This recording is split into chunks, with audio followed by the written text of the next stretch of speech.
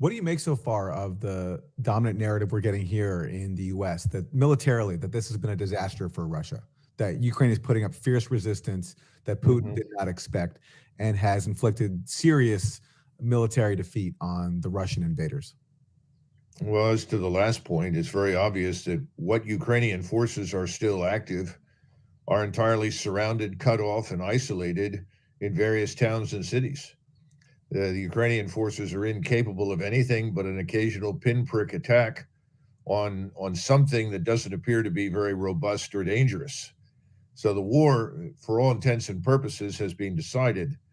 The issue for the Russians from the very beginning has been how do we proceed without killing large numbers of civilians and inflicting a lot of property damage? And Putin gave very strict orders from the outset that they were to avoid these things.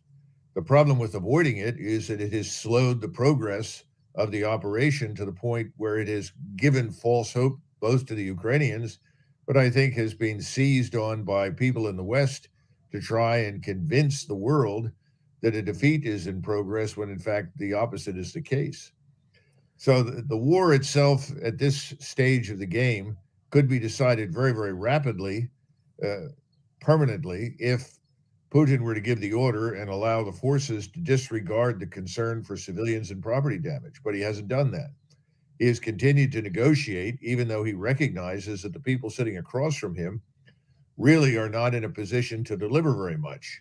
They're being told what to do. And it's very obvious that Washington wants this to continue as long as possible in the hopes that Russia will be desperately harmed. I just don't see that happening. This morning, the latest polling data was given to me from eastern Poland about Russia, and 70% of the Russian population is firmly behind Vladimir Putin. That's a very large percentage in any conflict for any president to enjoy. And that's His up almost forces have 10%. allegedly lost 2,000 dead. I have no way of confirming that. Nobody else does. That may well be the case, but out of 200,000 forces, 200,000 troops, that's not an unreasonable amount for 3 weeks of fighting. The thousands of Ukrainians who've been killed, soldiers, is anyone's guess because obviously Kiev isn't going to report that honestly. We're going to get inflated figures for their opponents and untrue figures for themselves. So I think the big problem right now is that in the West, there is no truth. There is wishful thinking, and there is this impression of success by the Ukrainians that doesn't stack up. In fact, the Russians are capturing large quantities of Western equipment, British and American, that are being shipped to them at this point. Yeah, we have a map from South Front, which I think might be more accurate than the Kagan's think tank, the Institute for the Study of War. Yeah. Right to your left, I'm not sure if you see it on screen, but as Yes. you see, the red marks Russian positions, the Russian incursion, and if you look to the north of Ukraine, just north of Kiev, you can see Russia forming positions around Kiev and essentially encircling. That's my view, encircling divisions of the Ukrainian military. And then in the east, there's a rapid advance, not only of Russian forces, but forces from Lugansk and Donetsk, who are technically, according to the U.S., Ukrainian. And you can see pockets there, which I would call cauldrons. Can you give us an assessment based on what you see of this map as of March 14th? Well, on the southeastern side, towards the bottom, you have as many as 60,000 Ukrainian troops that are completely surrounded in what the Russians are referring to as a cauldron. Uh, that's been going on for several days now. No one knows what the status of those forces is. They're probably running out of water, supplies, ammunition. The Russians would prefer that they surrender.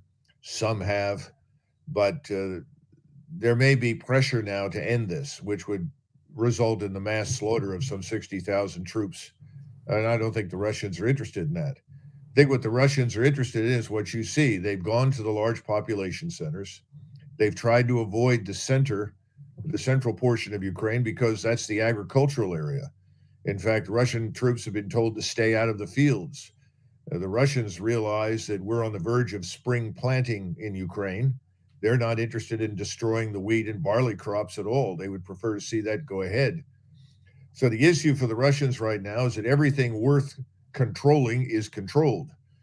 This notion that you hear over and over and over again on television, well, they haven't increased their territorial control. They're not interested in territory. The entire operation from day one was focused on the destruction of Ukrainian forces.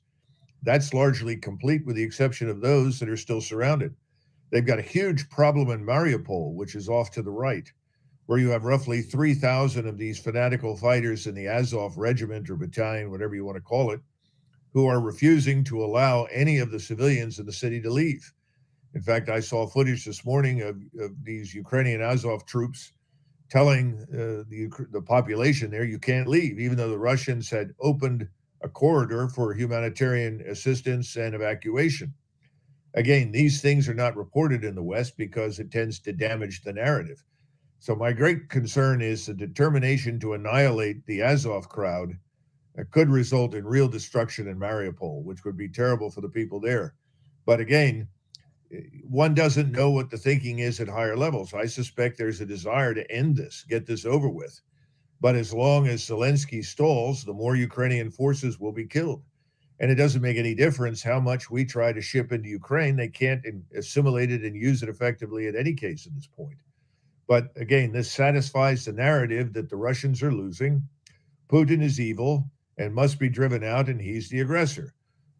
All of the information going back to 2014 and earlier is essentially deleted from the discussion. The fact that they've lost 14,000 people killed in the war since 2014 that the Ukrainians have waged relentlessly against the Russians in the East, that's ignored. So it's very tragic, but I think what will happen is the truth will out. Eventually, this will end.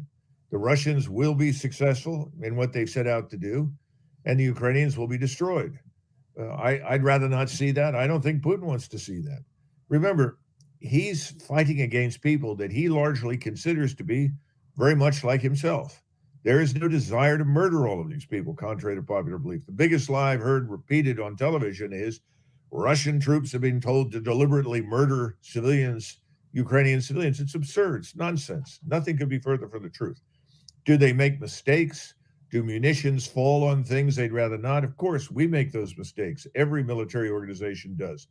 But it is as ridiculous to assert that the Russians are deliberately murdering civilians as it was to assert when we were in Vietnam or then subsequently involved in other wars in the Middle East that we were deliberately murdering civilians. We were not. We didn't always tell the truth about it. In the sense when we made mistakes, we tried to dress it up. But the truth is we never set out to do those things. I don't see any evidence that they are doing it either. If they were, this would have been over 10 days ago.